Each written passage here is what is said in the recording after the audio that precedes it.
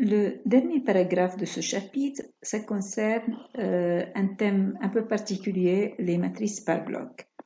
C'est une notion qui n'est pas évidente à premier coup, donc je vais essayer de l'expliquer de la façon la plus simple possible, même si je dois travailler sur un cas particulier. Étant donné une matrice A, je peux la voir comme étant formée de blocs. Là, j'ai choisi par exemple de la voir comme étant formée de 4 blocs, A11, A12, A21, A22. Et quand je dis bloc, c'est une matrice, de nouveau, c'est pas un nombre réel ou complexe comme avant. Donc, vous l'avez bien compris, on peut avoir différentes écritures possibles. C'est nous qui choisissons le nombre de blocs selon plein de paramètres. Maintenant, c'est pas notre question. Donc, c'est simple. Si je dois simplifier le problème, je peux le rendre très simple. C'est juste décomposer en un certain nombre de blocs qui sont des matrices.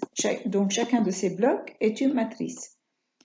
À quoi ça sert? Ça sert à différentes choses, soit pour montrer des résultats théoriques qui peuvent avoir des énoncés ou des formes plus simples avec cette écriture plus compacte de la matrice, soit pour certains types de calculs, comme par exemple le produit, et dans des cas particuliers où on a des blocs qui sont nuls. Quand on a des zéros, ça c'est très utile comme approche. Dans la pratique, vous allez voir, on ne va pas utiliser ceci beaucoup, on va l'utiliser pour certains types particuliers de problèmes. Donc, vous n'allez pas rencontrer les matrices par bloc tout le temps, mais juste pour certains types de problèmes. Je vais juste m'intéresser à l'opération produit. Donc, si on a deux matrices A et B, A de type Mn, B de type Np, donc je peux les multiplier. Je vais essayer de faire cette opération sur les blocs. Bien sûr, je ne parle pas trop des opérations addition et multiplication parce qu'elles sont évidentes. Je vais juste regarder l'opération multiplication. Donc, pour multiplier A et B étant décomposés en blocs, si c'est par exemple A formé de 4 blocs, B formé de 4 blocs, de cette façon, de sorte que les produits existent, alors A fois B, ce sera donné par une formule très simple. Je multiplie les blocs, donc A11, B11 plus A12, B21. Donc, c'est exactement la même formule comme pour le cas de la multiplication de deux matrices, mais sur les blocs. Essayons de comprendre un peu plus. On va voir un exemple. Donc, regardons l'exemple suivant. J'ai deux matrices A et B. J'ai fait moi-même le choix des blocs.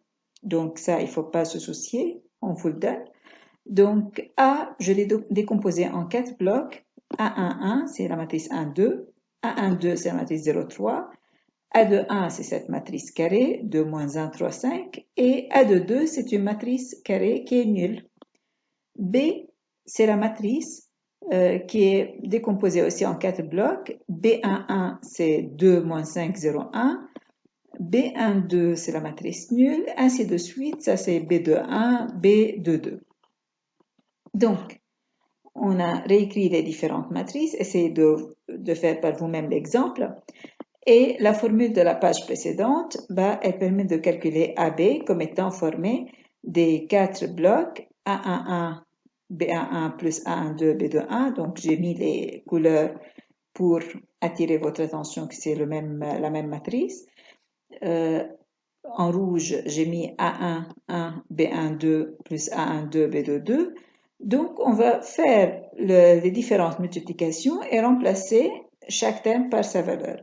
Ici, évidemment, il faut bien s'assurer que tous ces produits ont un sens. Il faut découper en blocs de sorte que les produits aient un sens, bien sûr. Là, c'est des matrices très simples, A11, B11 plus A12, B21. Pourquoi? Parce que A1, c'est la matrice 1, 2, c'est de type 1, 2, une ligne de colonne. B11, c'est deux lignes de colonne, donc le produit existe. Nous faisons le produit et nous allons tomber sur cette matrice 2 moins 3. Je fais par exemple ce calcul-là. 1, 2 par 2, 0, donc 1 par 2. plus 2 par 0, c'est 2.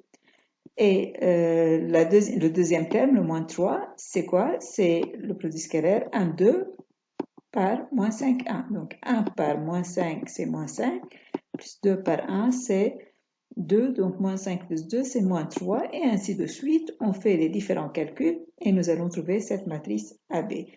Essayez de vérifier, et ça c'est très simple, mais juste pour avoir une idée, pour fixer cette idée de multiplication des matrices par bloc. Voilà. De cette manière, nous avons terminé le chapitre et nous allons revenir sur plein de ces notions au chapitre 2.